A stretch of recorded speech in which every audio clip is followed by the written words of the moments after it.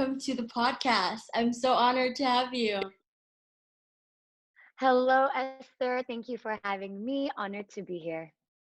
So today, I invited you because obviously, like, I'm very interested at your project, the Spirit Tribe Project. So before we talk about the Spirit Mm. Tribe Project, I want to know you as a person because obviously we don't really know each other yet that much. So I want to ask, Yeah. what's your profession? Like, what do you do, that get you to this point? Oh, wow. Okay, so there's a lot of things. Right now, I am a neurosomatic flow practitioner. So what that is, neurosomatic flow is a somatic healing modality. And what we do is we create new ways of moving in the body that rewire the brain and nervous system while releasing trauma, stress, limiting beliefs, but in a joyful, playful way. So that's one thing I do. The second thing I do is I'm a theta healer. And what theta healing is we access the theta brain state in the mind in order to, and through powerful questioning, we come to the root cause of the client or patient's issue, whether it's physical or mental or emotional. And then we intuitively heal the body by changing those limiting beliefs, those limiting subconscious beliefs. And I'm a professional dancer and choreographer. Wow, the second one that's Yeah. cool. That's an amazing additional thing to the whole being a healer. So Yeah, totally. And it's quite amazing. so I kind of want to ask you, with the project, the Spirit Tribe Project, it's the center of our conversation today, I guess. What can you tell us a little bit more? Like, why Mhm. do you create it? Like, what kind of inspired you to, create such a project? Okay, so first I'll begin with what the Spirit Tribe Project is. Okay, so the Spirit Tribe Project is a nonprofit organization, and what we aim to be is we are a safe and open platform where we can educate, inspire, and empower healers all around the world with knowledge and practical tools that they can use in order to navigate daily life in a way that promotes more happiness and well-being on all levels: mind, body, spirit, mind, body, soul, right? What Spirit Tribe Project is about. And how it started, well, actually, in 2019, I was on a meditation retreat in Bandung. This meditation retreat was hosted by the Golden Space Indonesia. Have you heard of that? Have you heard of the Golden Space? No, I've never heard of the Golden Space. Okay, well, if you are interested in, spiritual growth or having a soul family, then this is something that I would really invite you to explore and check out. It's universal, it's non-religious, and there's something for everyone. It's fantastic. So, in one of the meditation practices, I had a vision, okay? And in my vision, I imagined myself like on a stage, speaking to like thousands of young girls.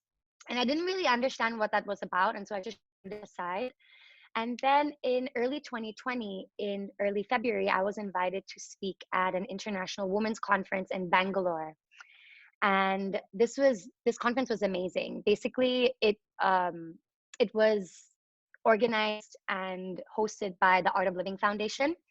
And they brought all these women leaders in politics, in art, in business, in academia.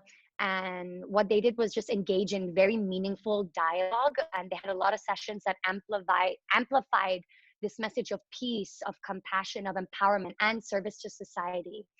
So I was invited to speak about dance and authenticity. And I didn't realize that I would be so inspired and so moved by these women, because a lot of these women also came from nothing. They came from literally nothing. They came from environments that were not conducive for growth. Like, you wouldn't think it's not, they didn't have easy lives, and yet they persevered, and yet they were able to create so much space and so much healing and so much transformation for their cities, their countries, for specific people. And I was just like, wow. I just, my heart was like bursting, and I was like, whoa, okay, I think this is it. And that's when Spirit Tribe Project was born. And I literally posted on my Instagram. I didn't have any plan. Like, I didn't know what was going on. I don't know what I was going to do.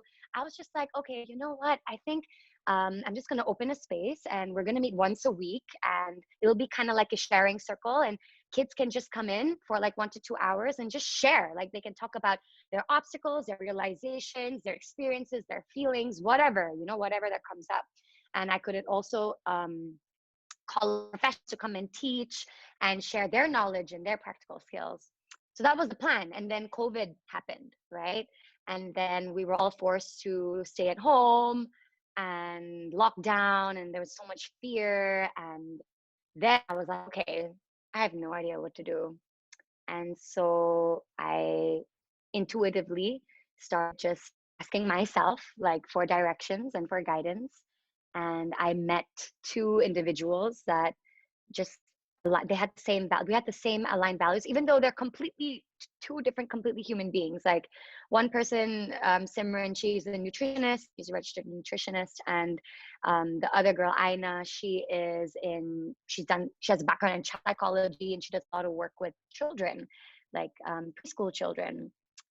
And Simran, your friend, and she came into our team early November, and she has a completely different background as well.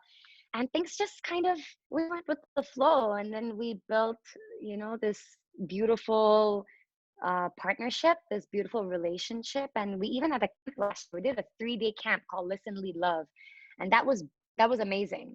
And we invited facilitators from Indonesia as well. We want to, I think another thing about Spirit Tribe Project is I really want to focus, the main focus is on Indonesia. Of course, it's on IG. That's the only medium we use in order to engage with our audience. So that connects us to the world. But when it comes to camps and stuff, really, really want to highlight Indonesian teachers and Indonesian youth. So we've been lucky that way. We've been lucky to be connected to and meet just wonderful people just through each other's connections, because we all have such different backgrounds. And yeah, it's been amazing. Like the intention of the project is to kind of empower the youth in Indonesia and like to provide like a safe space and a safe community to be able to gather and just open up. Yes, because that's what's missing right now, Esther. Everyone's like talking about, oh, mindset, mindset, mindset, and people are forgetting about heart set. I don't know if you've heard of Dr. Joe Dispenza, but I love his work, and he always says that if thoughts are the language of the mind, feelings are the language of the body, and we need both. We need to know how to use both if you want to move forward and live a life full of joy, love, and bliss. And my vision really is, my why, my true deep why is, I just really want to see the youth of our community, of our country, to evolve into more heart-centered, conscious individuals, that really care for themselves and respect and deeply love themselves. And through that, will spread their light to others. Because at the end of the day, that at the end of the day, finally, your life, your experience of life is truly a reflection of yourself. This has been proven in quantum physics. It's been proven in science. Science is slowly catching up to the ancient wisdom that has been giving us this truth, this power of gratitude, power of, there's all this information and research on heart-brain coherence, how the heart actually sends more signals to the brain than vice versa.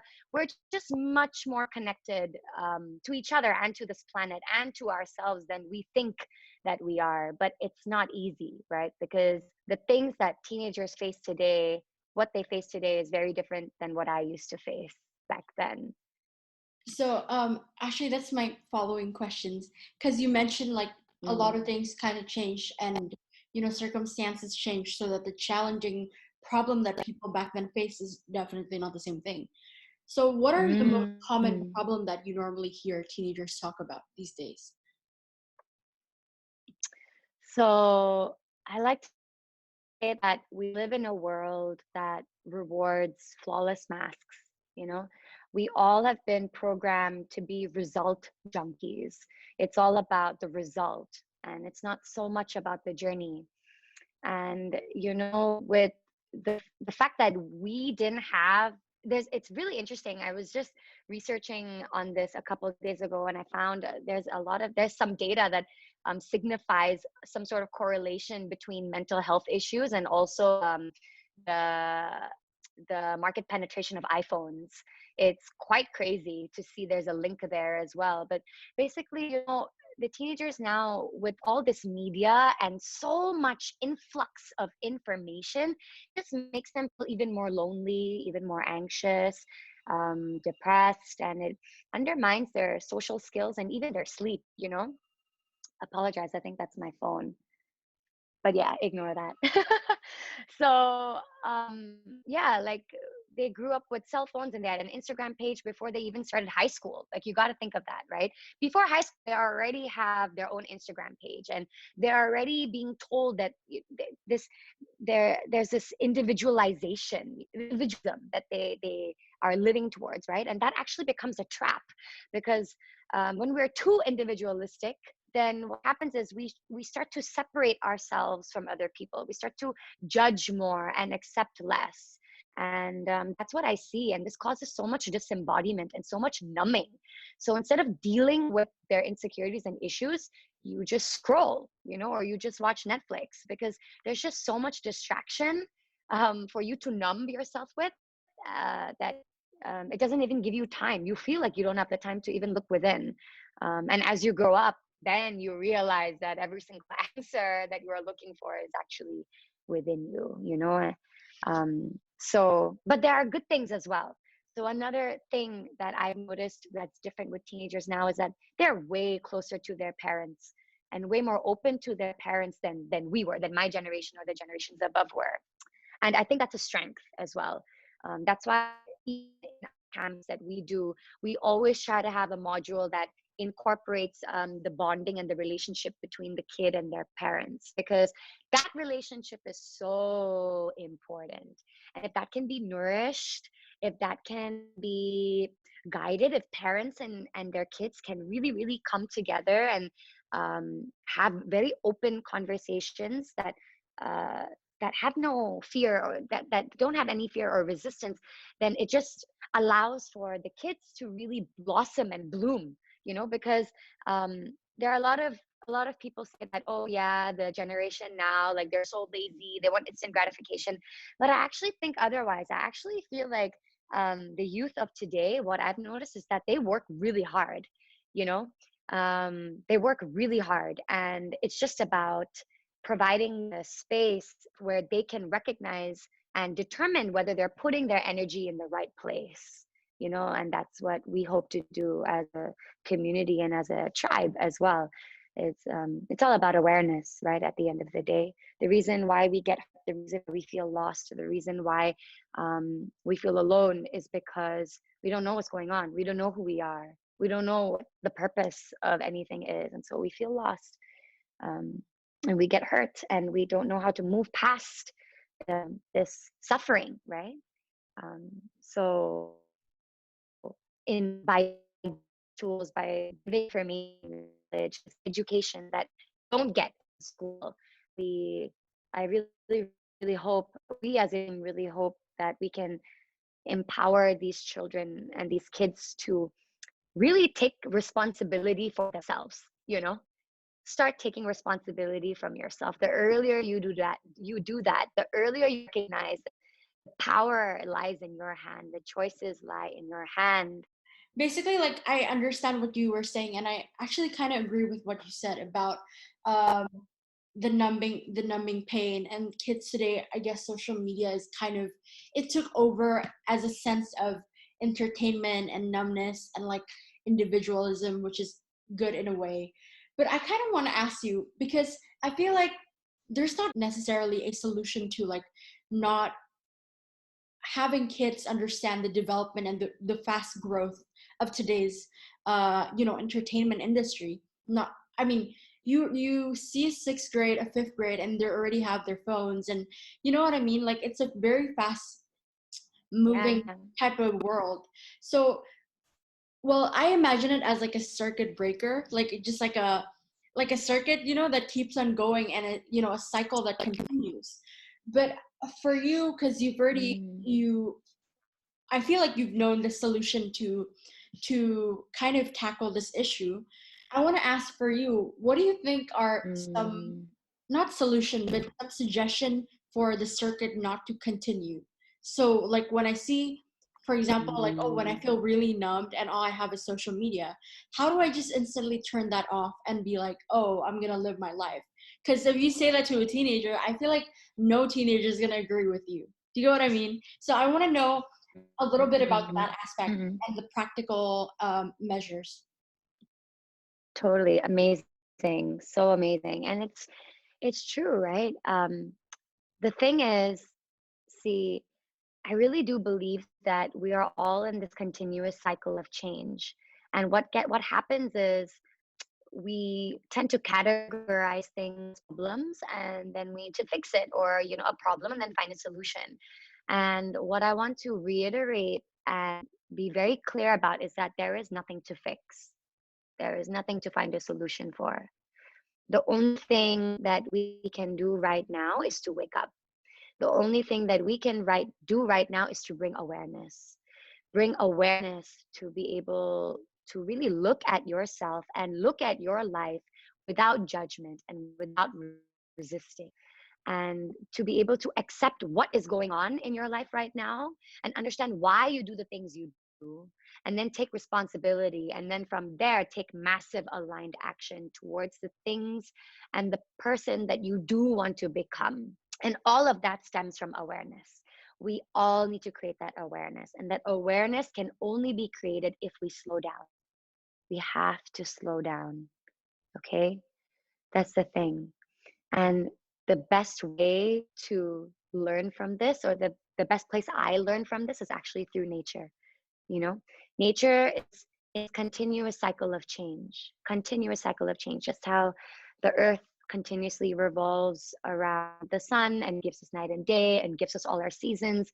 We too are continuously growing and evolving and changing with every single action and choice that we make. The problem or the issue is there is no pause between that choice and the reaction or the action after that. There is no pause, you know, because, as again, we're like living in this world that is so fast paced, it's so masculine driven. It's all like, okay, I need to be better than this person, I need to get into this school, my grades got to be this high. It's just so much competition. It's just very, very, it's stopped us from from just stopping and just like just stopping to just check in and I mean, when was the last time something was going on and you stopped and you held your heart and you were just like, took a couple of deep breaths and you were like, okay, let me Yeah, I just center certainly can't myself. remember that. No one does that. Exactly, nobody does that because you're not taught that, not introduced that. And that's not anybody's fault. That's not the schooling system's fault.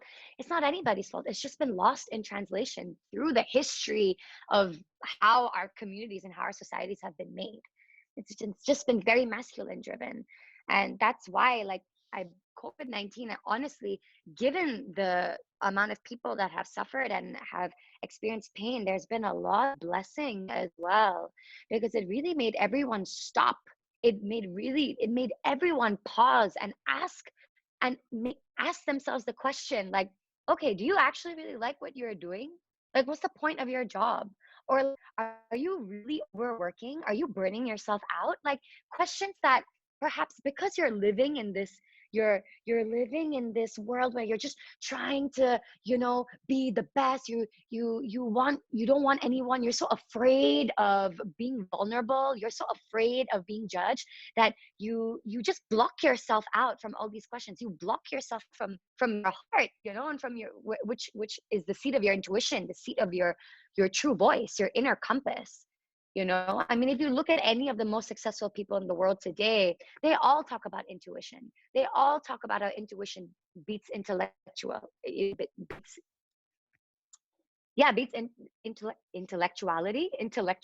What is the word? Yeah, I think you know COVID-19. Intelligence. Sorry, what? I was saying that it's not enough to just have intelligence. You need to have intuition. You need to be able to build that intuition, because that intuition is your true voice calling out to you and protecting you and guiding you. And it's because we are so lost and disconnected from this true voice, this inner self, that we experience suffering. We don't understand. We cannot see the big picture. We complain, we victimize, we blame the outside, we don't take responsibility. So all of this comes from slowing down. All of this comes from creating space. All of this comes from pausing and taking the time to reflect. Yeah, I actually So, agree with you because how you mentioned with the COVID-19 thing, I don't think I've contemplated on life as much as the given period. It's incredible. And it's so funny because it's so funny mm, how it took like a global pandemic for all of us, like every single human being in the world, to slow down. It took a freaking global pandemic. That is amazing. And I'm really curious because you talk about yeah. developing intuition, right? That's a very Mm, that's a new thing that I just learned, which is really interesting. And I do believe that intuition should be developed over time. But I want to ask I want to ask you because you obviously know about this. What about people with like trauma that they've had in the past? Like how did they as mm. individuals cope through building that intuition when sometimes they know that they're hurt? Like how does how does the system work for people that are like that? I don't really know the specific Mm. wording, but that's what I mean. Yeah, it's okay. Totally. Beautiful question. So I can say from my experience, right? I have my childhood or me growing up, I experienced so much. I was a completely different person than I am today. Let's just put it that way. My essence has always been the same. I'm the same person. I'm still Resham, but I was completely different before. I used to talk a lot and rarely listen. I used to be very, very dominating. I used to be a very dominant person, very charismatic, but very, very dominant. And I just always had this need to be right, and I hated failing. Like, I just didn't take failure. I couldn't take failure. Like, if I made a mistake, I would be filled with remorse and guilt, and it's like it would have been really, really difficult for me to move past that. And this carried on even in my relationships, right? Because even in my relationships, I would just it would be so easy to blame the guy. It's so easy to be, he did this to me, without even realizing that the reason why this is happening in your life is because there is something inside of you that requires a lesson to be learned. you know Whenever we experience any form of trauma, okay, whenever we experience any form of very, very low vibrational energy, very, very low vibrational energy frequencies, such as like guilt and jealousy and envy, when we experience all these things, they are coming from a place of lack. It is because deep inside, we all just have this need to be wanted, to be loved, and to feel safe. That's it. This is the core. This is why, we experience these things, because deep, deep down inside, our sense of safety, our sense of being loved or wanted, that has been ruptured, that has been broken. Okay. Whether it's by a person or by a situation, an event, or whatever it is. And that is why we experience trauma, and we experience stress, and we get sick, and we get diseases. It manifests as illness as well for some people.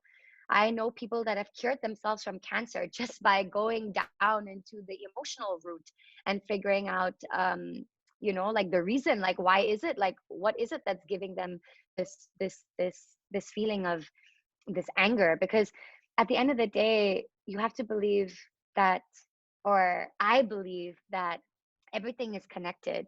Everything is connected. Our physical reality and what we're experiencing on the inside has a direct connection. Our bodies are very, very intuitive. If you drink too much coffee, your eye will start twitching, right? Or if you eat something wrong, you start to get an allergic reaction. Or, if you meet someone that, if you go into a house and you don't feel really comfortable, immediately your body will tell you something. Your body will provide you with that answer.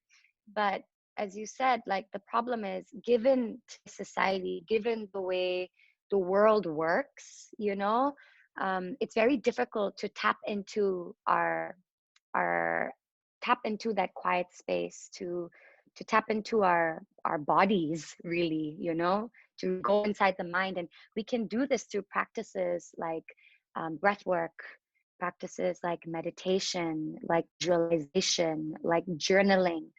All of these are really, really simple tools that you can do on your own, and they're available for free. Like, go on YouTube. there are a billion there's a billion apps on this right now. I mean, that's what I'm saying. Like, the world is catching on, right? Like, our ancient texts have been talking about gratitude since thousands and thousands of years. It's only now that science is like, oh, did you know that gratitude does the A, B, C, D, E? And now everyone's like, yeah, gratitude, gratitude. I mean, come on, this is not new news, This is not nothing new. Like, our ancients, our shamans, our tribes people, they knew about this way, way, way, way much, way longer before us. It's just that we've lost it. We've lost this knowledge and this wisdom. So the first thing to do is, if you are experiencing any sort of trauma or you feel stuck, is to ask yourself, what is it that I'm feeling? Why is it that I'm feeling this way? And where is it coming from? Is it coming from me? Is it coming from what my mom said? Is it coming from my religion?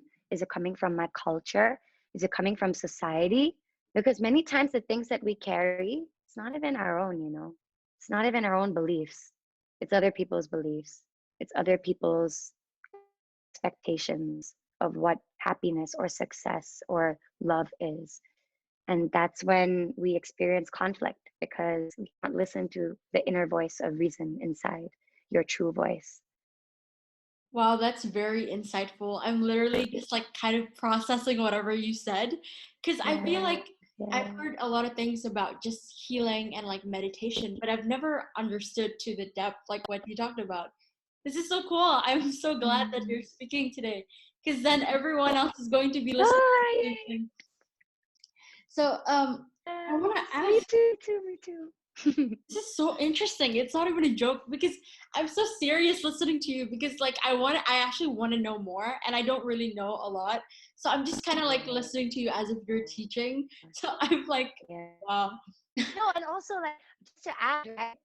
Just add one more thing. Like, so to make things, just to like make things short, just to summarize, right? Like, the environment is an extension of your mind, right? We have a lot of stresses in the body. Like, we wake up with an alarm clock. That is already inhibiting a stress response, Your cortisol is being released, your adrenaline gets pumped up, and you're like, oh, I need to wake up. We're living in this constant stressful state. There's physical, there's chemical, there's emotional stresses in the body. And the thing is, in today's world, most people take the chemical route, They take the pill, they take the Panadol, they don't really do anything different emotionally. Or they're, okay, let me exercise, let me run and like just wash it off. Or, after they work out, you feel like much lighter. Or, after a long day, like doing exercising feels really good. But the thing is, the key is, we need to work on all these things together, we have to work on the physical, the chemical, the emotional, all together. And it doesn't, and the point is that, see, pain and pleasure, it is natural in life. We are meant to experience both pain and pleasure. It is the way of life. There is no way about it. If you want to live a life that's full of happiness, and where, everyone loves you and everyone accepts you, that's not real. That's not happening. It's not real. Okay. It's not real. Okay. But the thing is, you don't have to suffer. Okay. That's the thing. Suffering is a choice.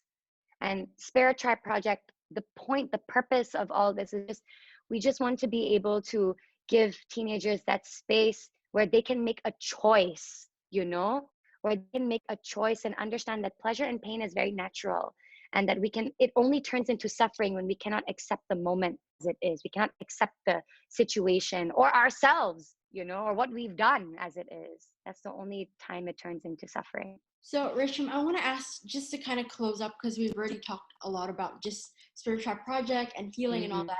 So how do we follow this organization? How do we not follow on Instagram? I'll link everything below. But how do I join Yes. the organization? How do I, if I'm interested? Well, now I'm actually really interested because you just like literally mentioned everything. So how Mm-hmm. do I join this Uh-huh. tribe?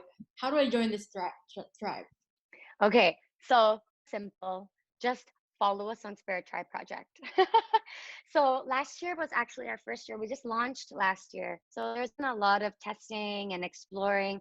But this year, we actually have a lot of very exciting things that are lined up. We have amazing speakers, amazing facilitators from all around the world that have agreed to, voluntarily just make their presence and share their story, share their tools, their expertise. And so the only thing you got to do is just follow us on Instagram, and all the information, all our updates will be sent via that platform.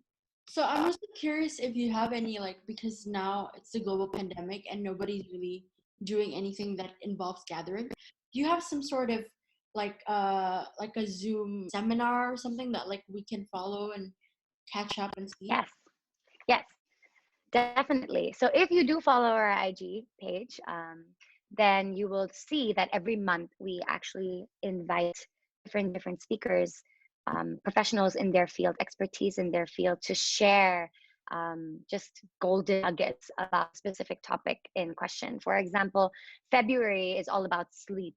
We're talking all things sleep. So we have a very exciting workshop. We call it the Spirit Talks, and it's about an hour and a half. And there's a very, very minimal cost to this. It's extremely minimal. And the whole purpose is just for teenagers to join in. Whoever wants to join can join in. And just, yeah, like just get tools that you can use for your own, on your own in your own daily life. Things that are super practical. And the whole purpose is that all these talks and workshops are to be very engaging as well. So we don't want to just be boring you with people talking. We want you to be learning and actively engaging in the process as well. So we're going to be having these talks every single month, having these workshops or master classes, I would say, every single month. And we do really idealize. We actually have an upcoming first week of February with a yoga instructor, and she's going to be leading us. A yoga instructor from Bangalore, from the Art of Living Foundation, actually, and she's going to be talking about sleep and her experience with sleep, and leading us into like a yoga poses that will allow us to drop into that quicker and more easily, than normal. Because yeah, especially for the teenagers now, it's not easy to sleep on time, and it's not really their fault because it's biological as well. There's a lot happening in the body and a lot happening in the brain, which is preventing them to sleep early. So things like that, like just very, very practical tips and tools that can really, really help them, that teenagers can use on a daily basis. It can really help them and shift, their life, the way they experience life.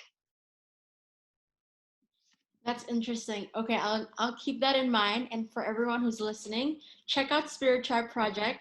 I'll link Resham's Instagram and the project's Instagram. And well, if you have any other project next time, I am glad to invite you back to, give us a little information and a little more boost. Thank you, Resham, for being on the podcast today, and Mm, for everybody listening. Yeah, I'll see you next time. thank you. Thank you so much, Esther. Thank you.